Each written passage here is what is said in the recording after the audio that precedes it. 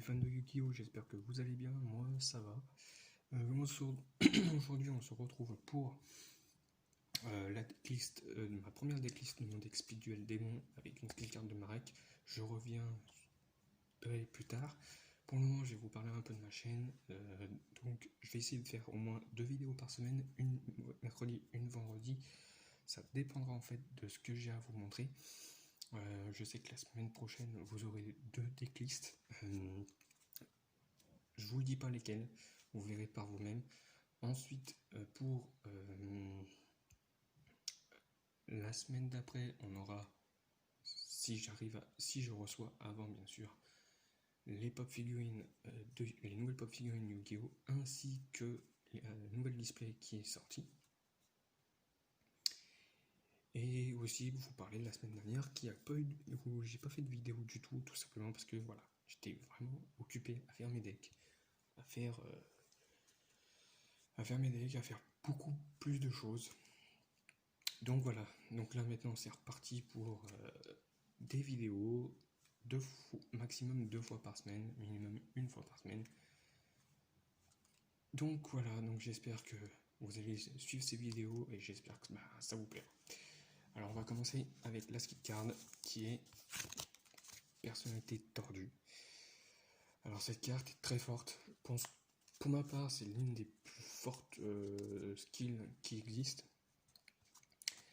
Alors pourquoi? Tout simplement parce qu'à chaque fois qu'on va perdre des points de vie ou notre adversaire, on va mettre un compteur sur cette carte max 3 et donc après on n'aura plus qu'à retirer 2 compteurs pour lui défausser une carte de sa main ou 3 compteurs pour pouvoir détruire une carte face recto sur son terrain.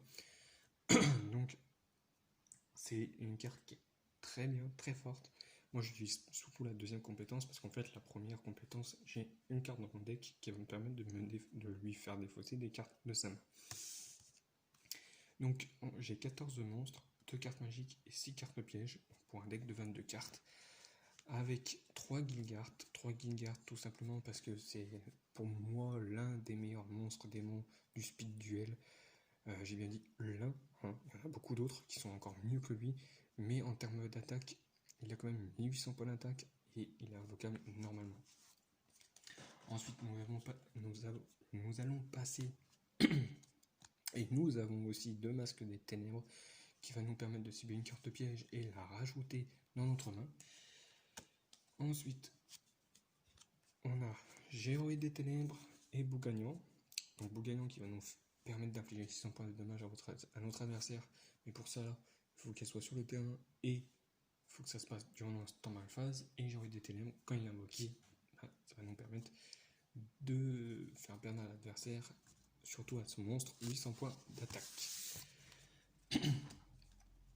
Ensuite, on continue avec Drillago et Newdoria. Newdoria qui va me permettre de me débarrasser de certains de ces monstres quand il sera détruit au combat, et Drillago va me permettre d'attaquer directement l'adversaire s'il contrôle des monstres avec 1600 points d'attaque ou plus.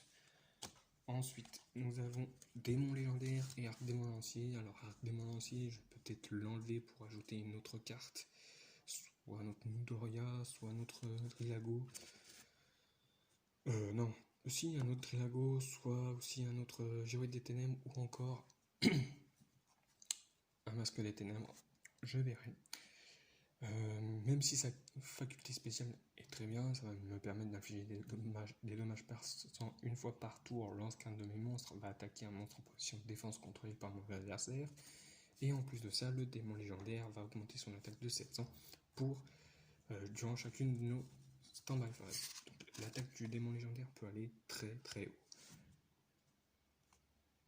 Ensuite, nous avons 4 maîtres de la guerre qui va nous permettre d'augmenter son attaque de 300 pour chaque monstre révélé de notre main, qui sont des types démons. Mais le désavantage de cette carte, c'est quand elle est sur le terrain, c'est tous les monstres sur le terrain vont être changés en position d'attaque et ne pourront pas se défendre. Donc moi je la joue plus quand j'ai pas vraiment des monstres faibles. Par exemple, le seul monstre faible en termes d'attaque, c'est le masque des ténèbres. Moi je vais pas la jouer quand j'ai un masque des ténèbres, je préfère attendre que l'adversaire m'attaque détruise mon masque des ténèbres, ou que j'ai par exemple une carte qui puisse m'empêcher d'annuler son attaque. Comme ça, durant mon prochain tour, je révèle masque des ténèbres, je récupère une carte piège, je le sacrifie et j'invoque Gap. Au moins là, je suis tranquille. Ensuite, nous avons la carte qui va me permettre de débarrasser de toutes les cartes de sa main. Une partie des cartes de sa main à chacun de ses tours, c'est Elbomer. Alors, elle ne peut pas être invoquée spécialement depuis le cimetière, mais pour activer cet effet, il faut qu'elle soit dans le cimetière, il faut qu'elle soit détruite au combat, et en plus de ça, son effet s'activera durant la fin de la battle phase de mon adversaire. Et pour terminer avec les monstres, Hadès, roi des ténèbres, gouverneur des ténèbres, qui va me permettre d'annuler tous les effets des monstres détruits au combat par mes monstres de type démon. Donc le truc qui est super bien, c'est que cette carte est très forte parce que ça va nous permettre, bien sûr, de contrer un peu les effets comme Screech, qui va, quand cette carte est détruite, l'adversaire pourra envoyer, je crois, un ou deux monstres. Non, je crois que c'est un monstre haut de son cimetière. Donc c'est très fort. On va pouvoir aussi annuler les effets de Kokipon, de Danipon, qui va permettre à l'adversaire d'ajouter un monstre insecte de 1000 points de défense pour Danipon et de 1500 points d'attaque au moins pour Kokipon. Et bien sûr, on va pouvoir annuler les effets de beaucoup d'autres monstres, notamment pour New Doria aussi. New Doria qui, je vous rappelle, détruit un monstre sur le terrain. Donc si vous avez Hadès sur le terrain, son effet est annulé comme tout autre. Donc je trouve que Hadès, le gouverneur des ténèbres, que ce soit en speed duel ou en duel normal, c'est la carte à ajouter dans son deck pour se protéger de tout effet de monstre détruit au combat. Et maintenant on va passer aux cartes magiques avec deux masques du maudit.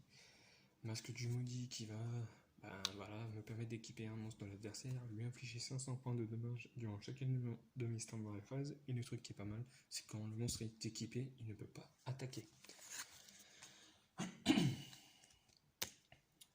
Ensuite, nous avons Filin de survie et Rugissement d'orgueil. Filin de survie qui va nous permettre de ressusciter un monstre de notre cimetière qui a été détruit au combat ce tour. Et il va gagner 800 points d'attaque, mais pour activer cette carte, il faut au moins une carte dans sa main. Et Rugissement d'orgueil qui est très forte, parce qu'en fait, quand votre monstre va attaquer un monstre qui a une attaque supérieure à son attaque, vous payez des points de vie égaux, je suis désolé, à la différence, et votre monstre va augmenter des points d'attaque égale à la différence, plus 300. Ensuite, nous avons le petit vendeur de cercueil qui va infliger à nouveau des dégâts à notre adversaire, 300 lorsqu'un ou plusieurs monstres sur son terrain ou dans sa main vont être envoyés au cimetière. Et pour terminer, la meilleure carte piège de mon deck, c'est Roue du Cauchemar. Roue du Cauchemar qui va me permettre de cibler un monstre sur le terrain. Ce monstre ne pourra pas changer sa position de combat, ni même attaquer. Et en plus de ça, lorsqu'il quitte le terrain, voilà, on détruit cette carte. Mais c'est pas ça qui m'intéresse le plus. C'est plutôt aussi le deuxième effet qui va me permettre d'infliger 500 points de dommages durant chacune de mes stand-by phases. Et pour activer et résoudre cet effet, il faut bien sûr que le monstre soit sur le terrain. Donc voilà ce qui est de mon deck Speed Duel. J'espère que vous allez bien. Oui, j'espère que vous allez bien, bien sûr, même si je l'ai dit en début de vidéo. Mais j'espère que cette vidéo vous aura plu. Et donc, voilà, j'espère que cette vidéo vous aura plu. Il y aura une vidéo en plus pour me rattraper de la semaine dernière d'une vidéo de 5 rares boosters que j'ai pu acquérir sur eBay. Je suis très content. Donc j'ai déjà fait l'ouverture. J'ai eu vraiment de très bonnes cartes. Donc elle viendra tout de suite juste après cette vidéo. Donc voilà. Sur ce, je vous laisse. Je vous souhaite une bonne soirée ou une bonne journée. Et on se dit à la semaine prochaine. Salut!